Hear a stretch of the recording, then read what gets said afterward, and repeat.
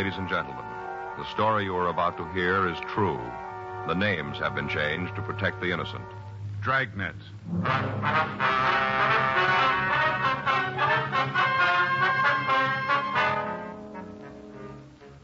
You're a detective sergeant. You're assigned to robbery detail. A hold-up man has been hitting the banks in your city.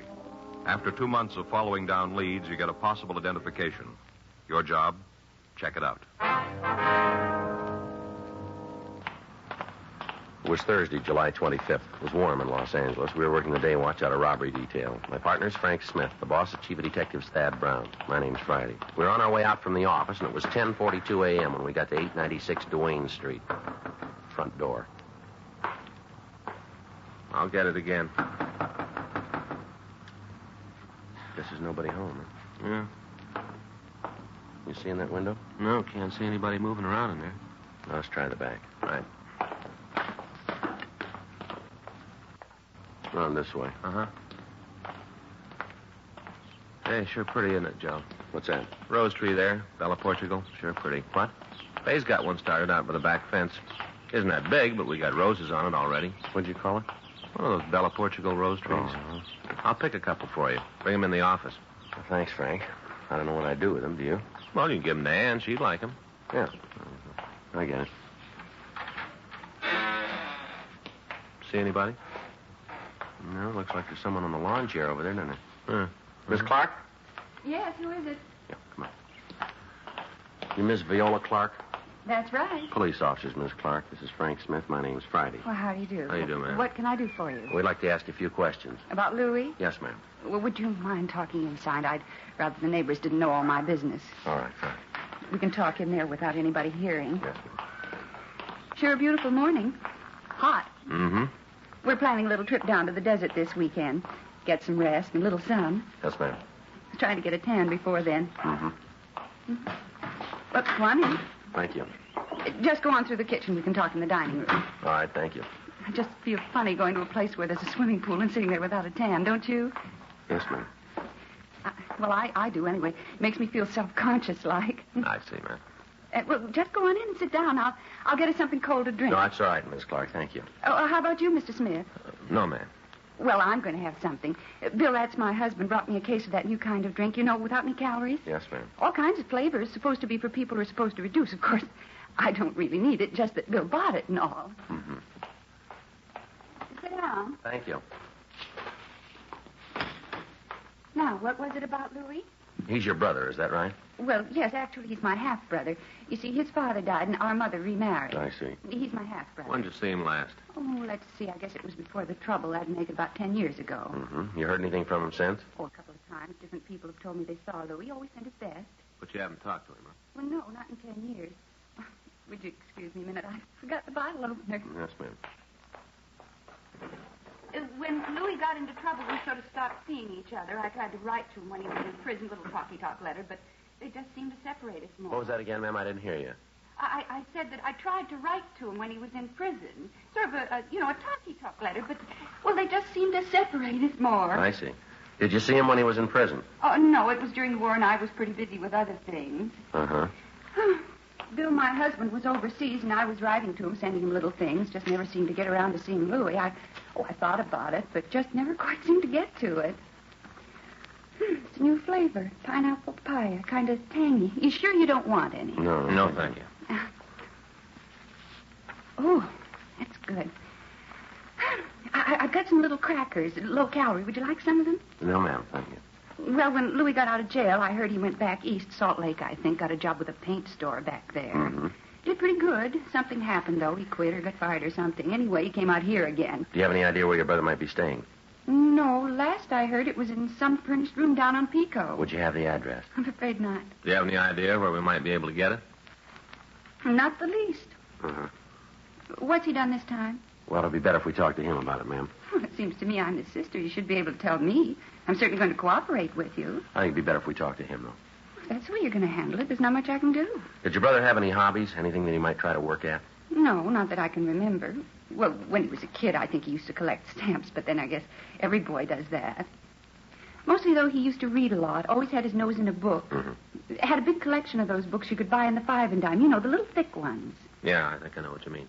I guess he had just about everyone that was ever published. There was a big thing with the kids in the neighborhood. Well, Louis had about 100, all different stories. He built a case for them out in the garage out of apple boxes. I remember that, out in the garage. Yes, ma'am. Had a library going, little cards and everything. Charged the kids 2 cents to read the book. Real going business. Mm-hmm. Oh, he was a funny kid. Always trying to figure out how to get somebody else to do the work for him. He'd say that if he had his way, he'd get what he wanted without really working for it. Wonder if being in jail made him change. If he still feels like that. What's that? That he can live the easy way. He's still trying.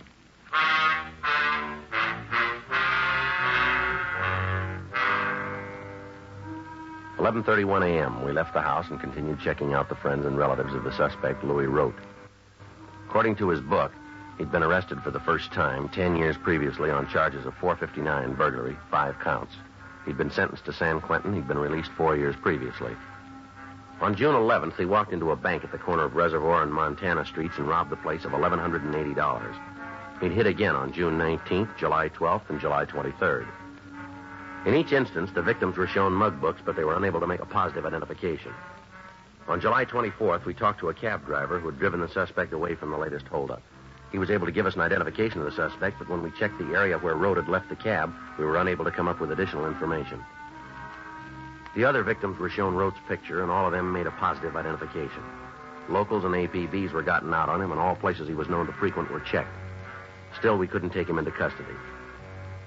2 days passed while we looked for the suspect. On Friday, July 26th, the bank located on Hollywood Boulevard was held up for $1,800. The suspect matched the description of Rote. From one of the people in the vicinity, we got the number of the cab the suspect was supposed to have taken. We got in touch with the traffic manager of the cab company and got the name and stand number of the driver. 9:20 p.m. Frank and I drove out to see him. Corner of Hollywood and Loma Linda? That's right. Bank near there. What time was it supposed to be? Well, the way we got it, about 5. Tonight? That's right. Gee, I don't recall the guy. You sure it was me? Well, we got the number of your cab. Oh, you're pretty busy today. Let me check the wave, though. All right. Let's take a look here. Yeah, here it is. Loma and Hollywood. Where'd you drop the fare off? 2000 block on Sunset. That'd be near Echo Park? Yeah. Can you tell us anything about the man? No, like I told you, I've been pretty busy tonight. Well, that's pretty important. Oh, what kind of things you want to know? Well, what'd he say to you when he got into the cab? Oh, not much. Seems to me he just told me to drive right down Sunset, and then he'd tell me where to let him out. Was there anything about him that stood out? An accent, maybe? Scar, birthmark, anything like that?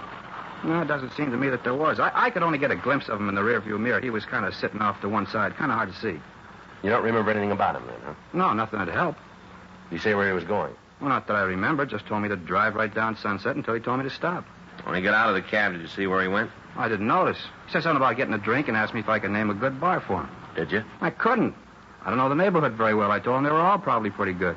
Did he seem drunk to you? Well, he had more than a couple. I can't tell you how many. You know, some guys can hold more than others without showing it. Yeah. Well, he was like that. Hard to tell how many he'd lifted. Uh-huh. Say, something might help. I just thought of it. Yeah, what's that? He had a kind of a mole on his face right by his mouth. On which side, do you remember? Well, let me think now. I was looking at him in the mirror. It was on his left side. The mirror shows things on the side that... Yeah, it'd be on his left side. Mm-hmm. Yeah, I always get mixed up like that. You know, when you look in the mirror, if you got something on the right side of your face, it's on the left side of the mirror. Yeah. Well, I was looking at him, so it'd be on the same side as I saw it. Yes, sir, it was the left side.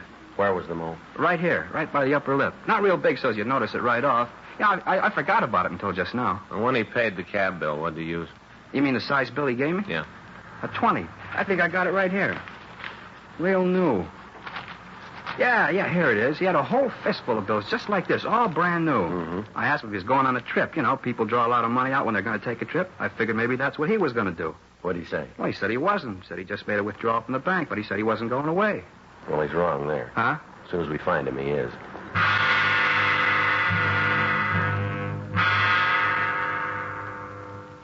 The cab driver identified Rote's mug shot, and at 10:08 p.m., Frank and I drove over to the 2000 block on Sunset Boulevard. We checked at several bars, but we were unable to find the suspect. One of the bartenders said he thought that a man answering Rote's description might have been in, but he couldn't be sure. In each of the places, we left our card, and we asked the owner or the bartender to notify us if the suspect should come in. 12:26 a.m., Frank and I checked back into the office. You want to check the book? I'll sign us out. All right. Anything? Yeah, you got a message here from Faye. Yeah? She wants you to stop by the drugstore and pick up a refilled prescription for the baby. Oh, it says she's already called him. You just have to pick it up. Oh. Well, that blows the coffee, huh? Well, I ought to get home anyway. I'd like to get a good night's sleep. All right. See you in the morning, old buddy. All right. You gonna have breakfast at home? I don't know if Faye was up half the night with the kids. Might be better if I'd let her sleep. Well, why don't you meet me at that dairy place? Good deal. About 7, huh? That'll be fine with me. All right. Go on ahead. I'll get the lights. Good. No, hold on. I'll get it. Robbery Friday. Yes, sir? No, sir. We're the ones. How long ago was that? I see. Right away. What do you got? Bar out on Sunset. Yeah. Suspects there now, tearing the place up.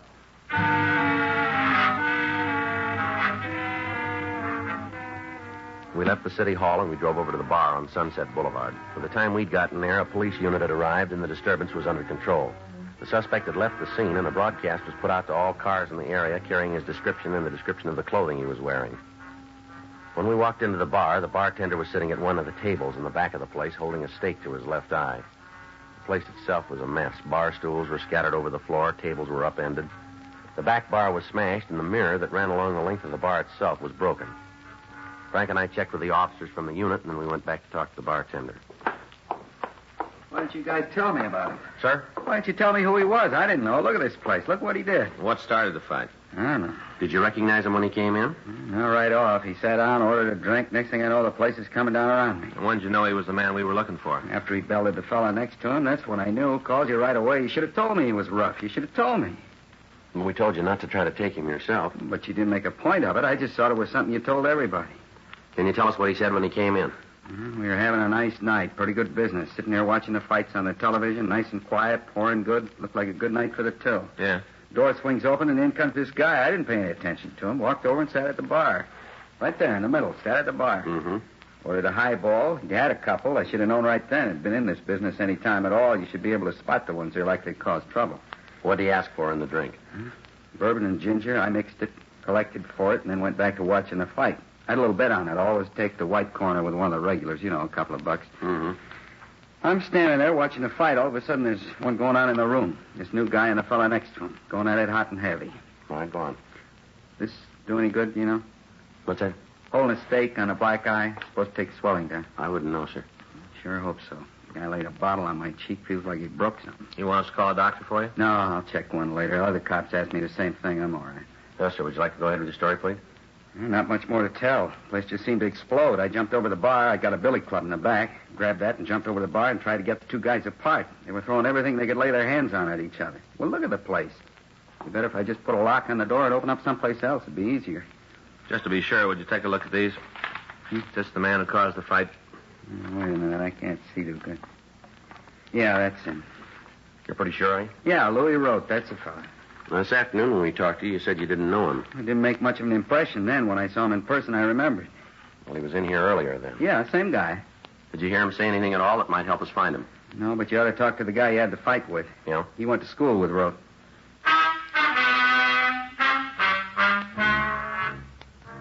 We got the name of the man the suspect had the fight with. We drove over to his home and talked to him. He explained that he'd been enrolled in a night class with Rote. He went on to say that they'd met at school when both of them were studying criminology at one of the colleges in the area. We got what information we could about Rote, and then Frank and I went back to the office. We tried to contact the school, but we were not able to reach anyone who could check the registration records for us. The next morning, we called the head registrar and asked her to check the records in the college night extension courses for a Louis Rote. 30 minutes later, she called back with the suspect's address. Frank and I left the office and drove out to the place, a 2-story boarding house out on Adams Boulevard. Rote had moved, but he'd left a forwarding address. We drove over there and found that he was still registered. We got the number of the room. We went upstairs. Frank stood on one side of the door while I took the other. Just a minute.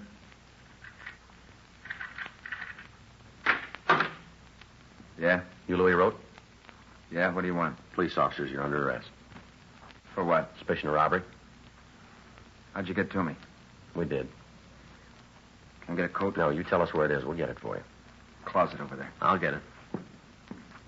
There's a bottle of aspirin in the pocket there. Make sure you don't drop it. Hangover I got, I'm going to need something. Yeah. Don't think I ever had a headache like this one. Terrible. Well, you better get used to it. Huh? They're going to get worse.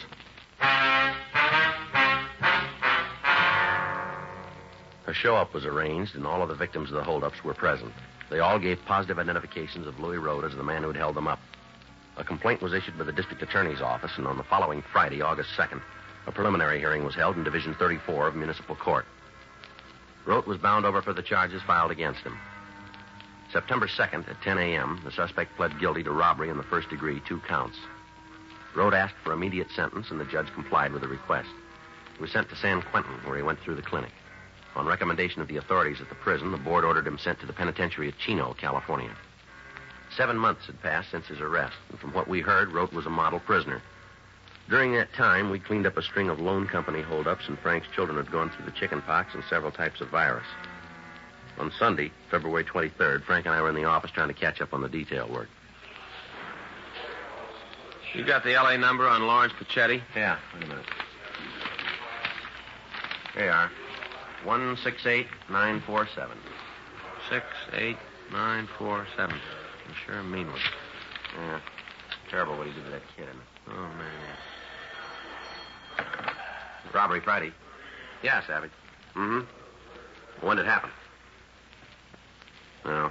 We know how he did it? All right, we'll check into it right away. No. Send it down, will you? Right. Bye. Teletype in from Chino. Yeah? Rote just broke out of jail.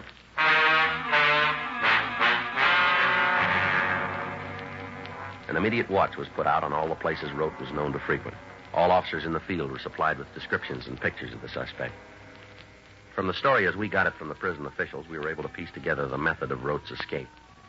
Several months before he'd started on the bank robberies, he'd gotten work as a day laborer up at Chino. He'd managed to bury a gun and several $100s in a watertight container in the prison grounds. On his arrival at the prison, he'd waited for the right moment, and then he dug up the weapon and the money and made a break. He'd picked Sunday, a day when the prison grounds were crowded with visitors. Fortunately, there'd been no one hurt when Rote had escaped. However, we knew he was armed and he was to be considered dangerous. 2 days after his escape, a man answering his description held up a grocery store. From the clerk, we obtained a positive identification of Rote. The next day, he hit again. This time, he beat one of the clerks in the store when the man refused to open the cash register. Additional information was forwarded to all law enforcement agencies throughout the area. Rote's picture was carried on the police television show, and the daily newspapers cooperated and carried his likeness and description. Calls began to come into the complaint board from people who thought they'd seen the suspect. In each instance, the information was checked out, and several of the reports appeared authentic. On Wednesday, March 4th, we got a call from Calvin Niles, the bartender who'd given us the original information on Rote. Frank and I drove out to see him. I tried to hold him here, tried my darndest, but he wouldn't go for it. Mm-hmm. Did you talk to him at all? Yeah, I had a couple of words. What about? Mainly about the fight he had before he got him. You know, when he broke up the place? Mm-hmm. Talked about that. He said he was sorry about it. Told me the other fellow caused it. Mm-hmm. Said he'd like to be able to pay for it, but he didn't have the money. I thought he was going to hit me up for a loan. The way he acted and all. Thought sure he wanted to make a touch. Did he say anything at all about where he was staying? Not a word. Didn't give you any indication Nope. at all? Was he driving a car? Not that I could see. When he walked out, I went over to the door to see if I could spot anything, but by the time I got out from behind the bar, he disappeared. Is there a cab stand around here? A couple of blocks up the street. Think he might have taken a taxi? We'll check it. I don't think he could have gotten that far in the time it took me to get to the door. I can see that far, and I didn't see him. Mm-hmm.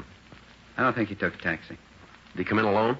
As far as I could tell, he came in, sat down, ordered a highball, drank it up and left. I don't think he was here more than 5 minutes, all told. But you're pretty sure there wasn't anybody with him, are you? Yeah, I had been. I'd have seen him. Did he look like he was going to meet anybody here? Not especially. Give you any reason for coming in? Not right out, he didn't. How do you mean? Lucky I did it now, I guess. I didn't plan it that way. What's that? I told you I thought he wanted to make a touch. Yeah. I told him I'd just taken the money to the bank, dropped it in the night depository, said I'd cleaned the place out. He left right after that? Yeah, finished up his drink and walked out. Sure got a lot of nerve, if you ask me. What do you mean? Well, he comes in the place once, breaks it up, then comes back to try to hold it up. Well, you're not sure about that, are you? As far as I'm concerned, that's what he came in for. Can you give us a description of what he was wearing? Plain blue suit. Looked like it was gabardine, 2-button. How about a hat? No, he wasn't wearing one. Had on a white shirt, black knit tie, you know, the narrow kind. One of those little stick pins shaped like a little ladybug. You know the kind I mean? Yes, sir. One of those. All right, Mr. Niles, if anything more comes up, we'd appreciate a call from you. You get it. I'll tell you one thing, Sergeant. What's that? After that fight, I did just about everything I could to help business, help pay for the damage. Yes, sir. This is one customer I want to lose.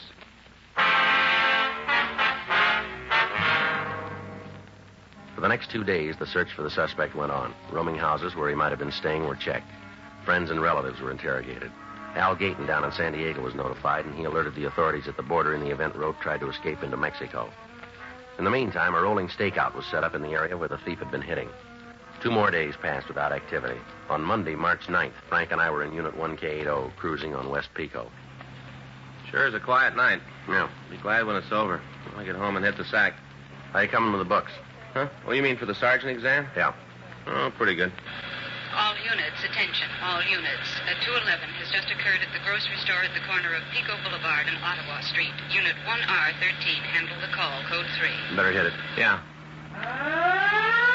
Attention, all units. A 211 has just occurred at the grocery store at the corner of Pico Boulevard and Ottawa Street.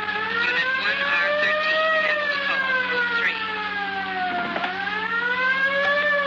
1K80 to Control 1. Control 1 to 1K80, go ahead. Code 6 at Pico Boulevard and Ottawa Street. Control 1 to 1K80, roger, KMA 367. Attention, all units.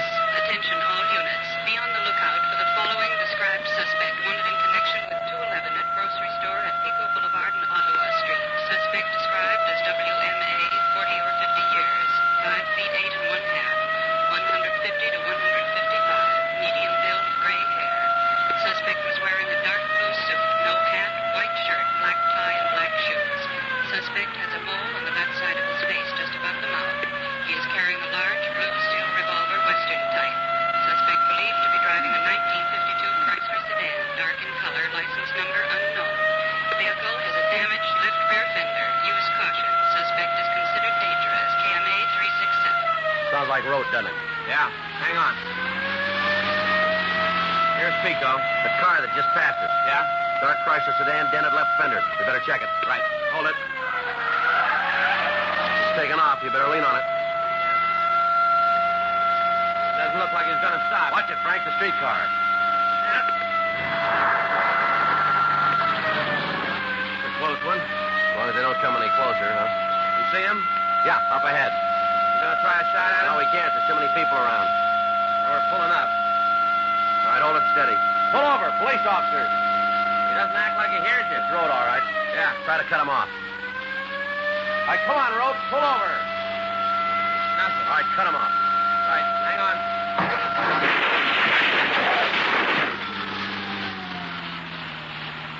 Come on, pull up. Let's go. Well, he really plowed into that lamppost. Yeah. All right, come on, out of the car. All right. Getting out. Getting out.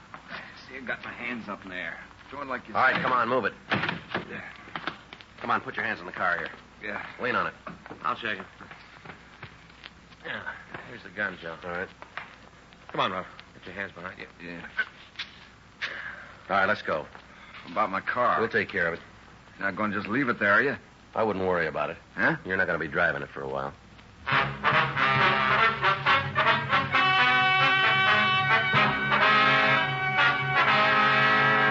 Louis Albert Rote was tried and convicted of robbery in the first degree, 4 counts, and violation of Section 4530 PC, escape. Robbery in the first degree is punishable by imprisonment in the state penitentiary for a period of not less than 5 years. Escape from a state prison is punishable by imprisonment for a period of not less than 1 year. Said second term of imprisonment to commence from the time the prisoner would otherwise have been discharged from said prison. You have just heard Dragnet, the authentic story of your police force in action, and starring Jack Webb, a presentation of the United States Armed Forces Radio Service.